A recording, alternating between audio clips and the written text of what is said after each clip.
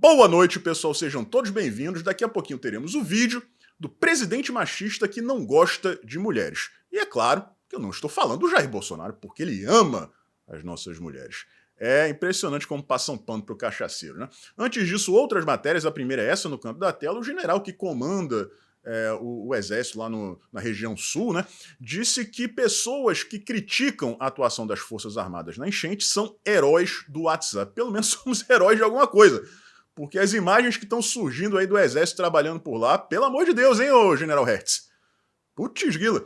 Tem 8 caras remando num barco lá, né? Pra resgatar o quê? Ah, não?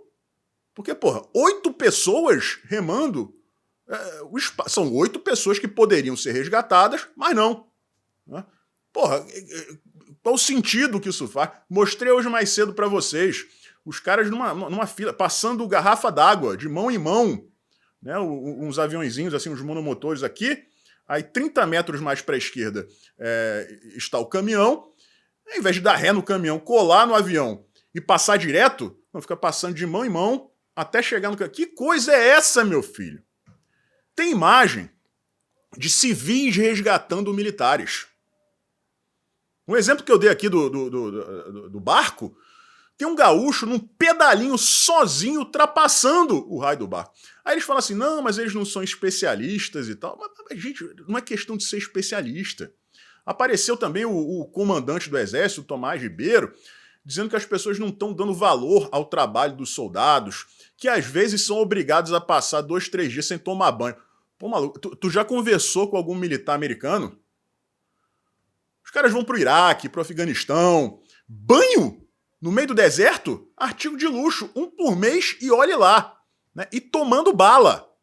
Tomando bala. Aí esse melancia vai lá e mete uma dessa. O Hertz, o General Hertz, liga na tomada aí, tá? Que a tua bateria tá acabando. Meu Deus do céu. Pessoal, a segunda matéria é o seguinte, tá?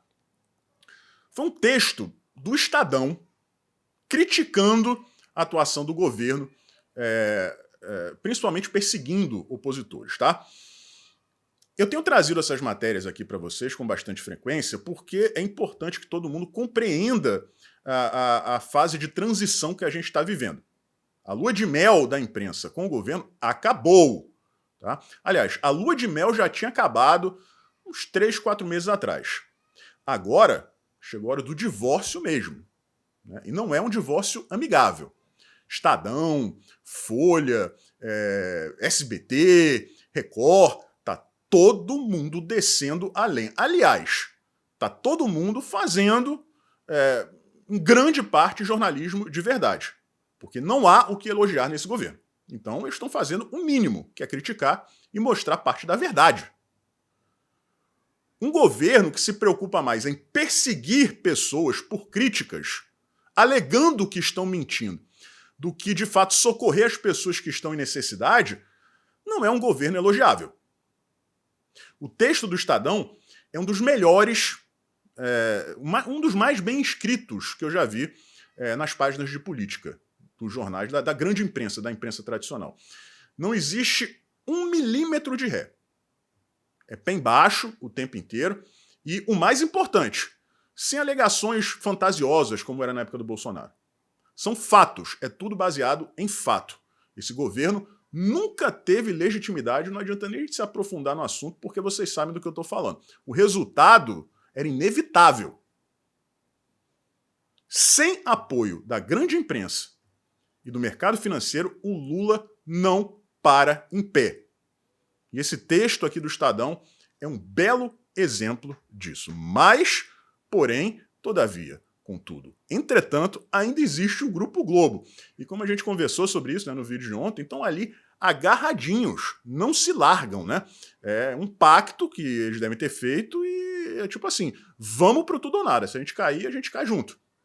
Mas a Globo não vai cair. Bom, essa versão da Globo vai cair. Vai cair. Vai continuar sendo Rede Globo, talvez mudem de nome e tal, mas essa encarnação da Globo, dessa maneira, não tem como se sustentar mais. Ainda mais quando o discurso não está mais alinhado com o resto da imprensa tradicional. Aí o Lula, cedo ou tarde, venho falando isso aqui para vocês, vai cair, a não ser que haja uma mudança de curso impossível, porque aí o Lula teria que deixar de ser quem é. Né? Mas o Grupo Globo tá lá ainda, né?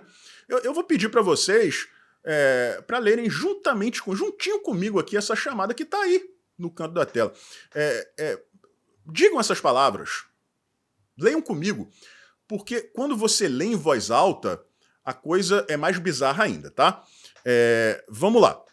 Governo Lula vive melhor momento no ano e equipe espera alta na aprovação do presidente. Quem escreveu isso foi o Valdo Cruz, né, que é esse cara aí que vocês estão vendo agora. Aquele da dancinha no carnaval. Né, passou essa vergonha aí alheia. Né, tamanho tsunami, tamanho Everest, Valdo Cruz. O bichinho vendido, viu? O bichinho vendido. Ô, Valdo Cruz, é o seguinte. Se você quer alta na aprovação, é só contratar a pesquisa. Você contrata o Instituto de Pesquisa, teve um que eu mostrei mais cedo aqui, foi fazer entrevista, foi entrevistar pessoas desabrigadas perguntando se elas estavam gostando do governo do Lula. Um instituto desse aí topa qualquer coisa.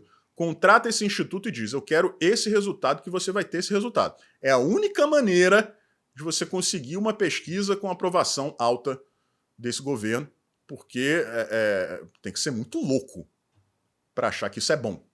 Né? Valdo Cruz. Isso aqui, galera, é a prova daquilo que a gente conversou ontem.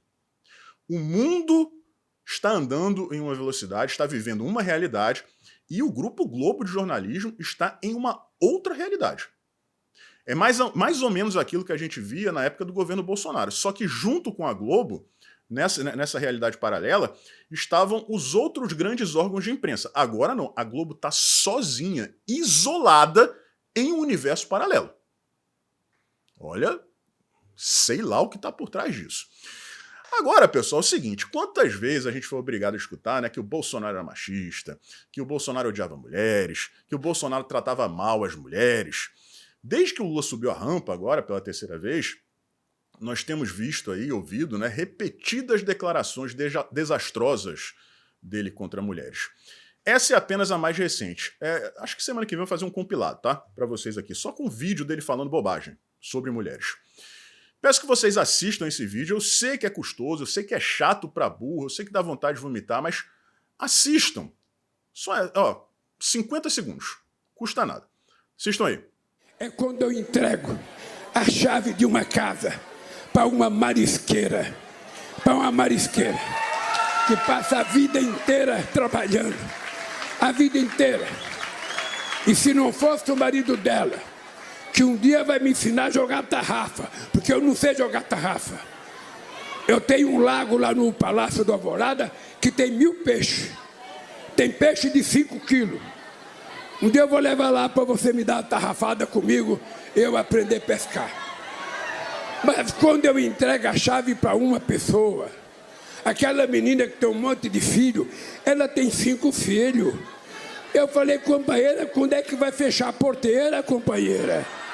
Não pode mais ter filho. Ela já tem 5, ela tem 27 anos de idade. 27. Então eu falei, é preciso você se cuidar. O que o Lula está dizendo? Ele está falando para uma mãe de 27 anos, que tem 5 filhos, que ela tem que parar de ter filho. Só que ele está falando assim, fecha a porteira. Existem 2 maneiras de você fechar a porteira. A primeira é fazendo laqueadura e a segunda é não transando. São as 2 maneiras. Né? Fechar a porteira. Ed, existem outras maneiras de não engravidar. Existem, mas aí não dá para você fazer nessa analogia com fechar a porteira. Né? Vamos ser objetivo aqui, vamos ser direto ao ponto. Agora imagina uma mulher escutar isso aí. Quer dizer que esse cachaceiro quer controlar quantos filhos eu tenho, eu posso até concordar com ele. Eu acho sim que, em grande parte por culpa do PT, por culpa do Bolsa Família, de premiar pessoas que têm mais filhos, quanto mais filho em casa, mais você recebe. Pessoas sem educação acreditam que é um bônus ter filho porque vai ganhar mais, esquecem dos custos. Enfim, é uma equação simples de fazer, mas pessoas sem educação não conseguem chegar à mesma conclusão que nós chegamos. Então, grande parte da culpa nisso aí é do próprio PT, é do próprio populismo do Lula.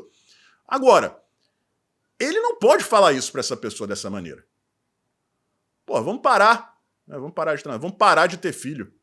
E ela tava, vocês viram o rosto dela, ela tava pé da vida. Eu não sei se ela já não gosta do Lula, né, ou se ficou incomodada com as palavras. E outro detalhe, esse passou despercebido porque a fala foi tão absurda sobre fechar a porteira que esse detalhezinho passou despercebido. Ele fala, eu tenho um lago no Alvorada. Eu tenho um lago. O Lula não tem nada, pessoal. O Alvorada é nosso. Se fosse uma pessoa, se fosse o Bolsonaro, diria, tem um lago lá no Alvorada. O Lula fala, não, o Lula não. Eu tenho um lago. Como se fosse dele. Essa confusão que permeia a cabeça dos esquerdistas desde a proclamação da República. Essa confusão entre a coisa pública e a coisa privada. Político de esquerda não sabe diferenciar isso. O que é dele e o que é do Estado. O cargo não pertence a ele. É uma fase transitória. Ele está lá. Ele está no Alvorada. Ele pode pescar no lago, mas o lago não é dele. O lago é nosso. Ele pode dizer que é dele como cidadão comum, não como presidente da República, não como Lula. Enfim, tá aí mais um exemplo, né? Mostrem para suas amigas aí feministas que diziam que o Bolsonaro odiava mulheres e peguem a pipoquinha, peguem a tubaína e fiquem só assistindo para ver qual vai ser a desculpa desse maluco, dessas pessoas, para passar pano para esse maluco. Tá ficando cansativo já. Tá ficando cansativo. Mais uma prova, já trouxe uma de manhã, de que o cara está com demência. Não tem filtro mais. Não tem filtro. Não existe bom senso nas falas do Lula. E isso é um sintoma inequívoco, claríssimo, de demência. Um forte abraço, a gente se vê por aí.